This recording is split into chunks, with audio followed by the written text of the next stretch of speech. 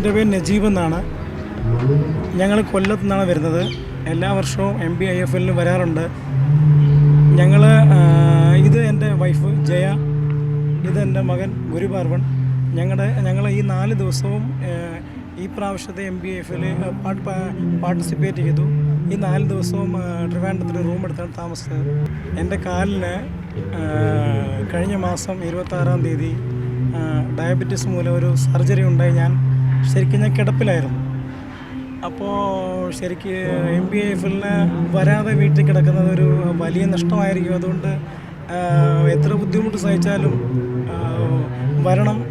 അതിന് എന്ത് കോൺസിക്വൻസ് ഉണ്ടായാലും കുഴപ്പമില്ല എന്ന രീതിയിലാണ് ഇപ്രാവശ്യം വന്നത്.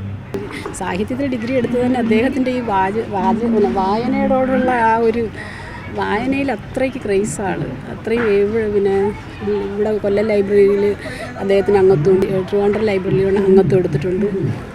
മൊത്തത്തിൽ അദ്ദേഹത്തിന് വായനയോടുള്ള ആ ഒരു ഇതാണ് എന്നെയും കൂടെ 10 വർഷം കൊണ്ട് ജീവിക്കാൻ തുടങ്ങിയപ്പോൾ ഈ സാഹിത്യത്തിനോട് എനിക്കിത്ര താല്പര്യം തോന്നുന്നത്. അച്ഛനും അമ്മയിലും അച്ഛനാണ് ഏറ്റവും കൂടുതൽ സപ്പോർട്ട് തരുന്നത്. ഞാനൊരു കൊച്ചിലെ തൊട്ട് എൻ്റെ അച്ഛൻ എനിക്ക് പുസ്തകങ്ങൾ കാണിച്ചു തരുമായിരുന്നു. മാത്രമല്ല ഈ പുസ്തകങ്ങൾ വാങ്ങിച്ച് ഞാൻ വായിക്കുമായിരുന്നു. അങ്ങനെയൊക്കെ ആണ് ഞാൻ ഈ എഴുതുന്നതിലോട്ടും വന്നത്.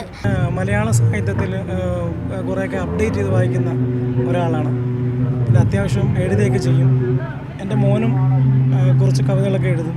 ഒരു വർഷത്തേക്കുള്ള ഒരു റീചാർജാണ്. ഒരു വർഷം നമ്മൾ വായിക്കാനും ആ ഒരു വർഷത്തേക്ക് വീണ്ടും എഴുതാനുള്ള ഒരു റീചാർജായിട്ടാണ് ഞാൻ MBIFL കാണുന്നത്. നമുക്ക് സാഹിത്യം എന്ന് പറയുന്നത് വെറുതെ തമാശയല്ല. എനിക്കും എൻ്റെ മോനും ജീവശ്വാസം പോലെയൊക്കെയാണ് സാഹിത്യം എന്ന് പറയുന്നത്. അടുത്ത വർഷവും വരും തീർച്ചയായിട്ടും. അടുത്ത വർഷമല്ല, എല്ലാ MBIFL-ലും ഞങ്ങൾ 3 പേര് വരുന്നതായിരിക്കും. ഓരോ അക്ഷരോത്സവങ്ങളും സാഹിത്യത്തിൻ്റെ ഒത്തുചേരൽ എന്നതിനുപരി ഇതുപോലെ പറഞ്ഞും പറയാതെയും പോകുന്ന അനുഭവങ്ങളുടെ സംഗമം കൂടിയാണ്. മറ്റൊരർത്ഥത്തിൽ തങ്ങൾ കടന്നുപോകുന്ന ദുരിത വഴികളോട് പോലും മാറി നിൽക്കാൻ ആവശ്യപ്പെട്ടുകൊണ്ട് നജീബും കുടുംബവും പ്രകടമാക്കുന്ന ആവേശം തന്നെയാണ് ഓരോ കൂട്ടായ്മയുടെ വിജയവും. ക്യാമറമാൻ സജികുമാറിനോടൊപ്പം സ്നേഹാമോൾ നൈനാൻ, മാതൃഭൂമി ന്യൂസ്.